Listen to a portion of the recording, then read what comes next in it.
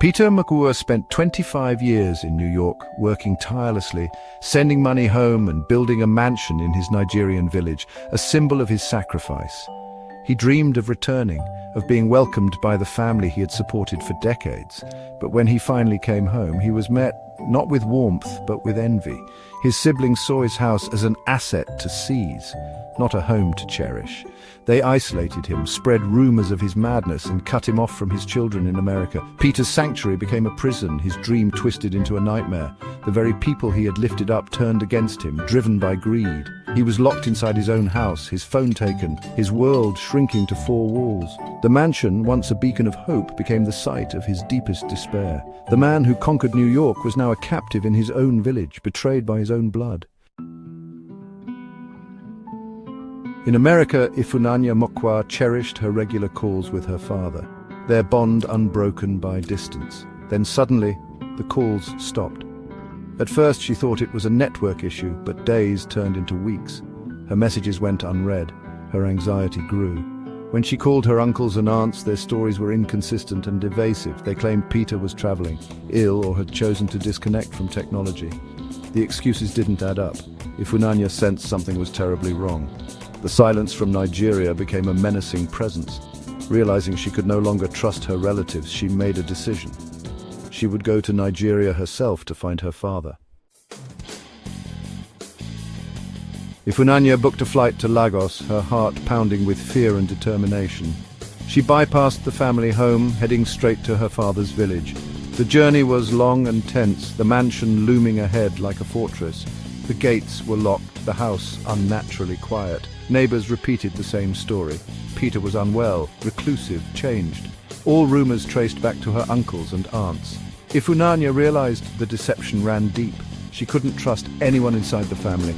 She started asking questions in the village, piecing together the truth. The beautiful house was hiding a dark secret. Ifunanya prepared to confront it head-on. Determined, Ifunanya marched to the mansion's gate and demanded to see her father. Her uncle greeted her with false warmth and excuses, but she refused to leave. "I will not go anywhere until I see my father," she declared, drawing a crowd. The relatives tried to intimidate her, but she stood her ground. Her persistence turned the confrontation into a public spectacle. Neighbors watched as the family's lies unraveled. Ifunanya's direct challenge exposed their guilt. The locked gate, meant to hide the truth, now drew the village's attention. The relatives were trapped, unable to remove her without causing scandal. Ifunanya's resolve forced the issue into the open. The community began to question the family story. The pressure to reveal the truth mounted. The village elder intervened, insisting the gate be opened. The uncles, cornered, unlocked the door as the crowd surged in. Inside, the house was dark and neglected. A faint, weak voice called out, "Ifunanya's father." She rushed to a locked bedroom, her heart racing. The elder demanded the key. The door was opened.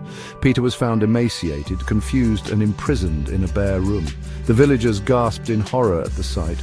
The proud man who built the mansion was now a shadow, betrayed by his own siblings. The truth was undeniable. The community's respect for the siblings turned to outrage. Ifunanya's courage had exposed the terrible reality. Her father was finally found. Ifunanya embraced her father, tears of relief and sorrow flowing freely. Peter clung to her, barely believing she had come. The villagers' anger turned on the siblings, their betrayal now public. Ifunanya, with the elders' support, took charge. She arranged for her father's immediate medical care and removed him from the toxic environment. As they left, Peter did not look back at the mansion, now a monument to betrayal. He had lost his siblings but regained his daughter. In Lagos, he began to heal, both physically and emotionally. The wounds of betrayal ran deep, but the love of his daughter was stronger. Peter slowly pieced together the nightmare he had endured. His daughter had not forgotten him. She had saved him. Peter and Ifunanya's story is a lesson for every family in the diaspora. Teach your children their heritage. It may one day save you. Trust but verify. Blind faith in relatives can be dangerous. Protect your legacy with legal safeguards, not just hope. Family is defined by love and loyalty, not just blood. In Peter's darkest hour, it was his daughter, not his siblings, who stood by him. Her courage and connection to home made all the difference.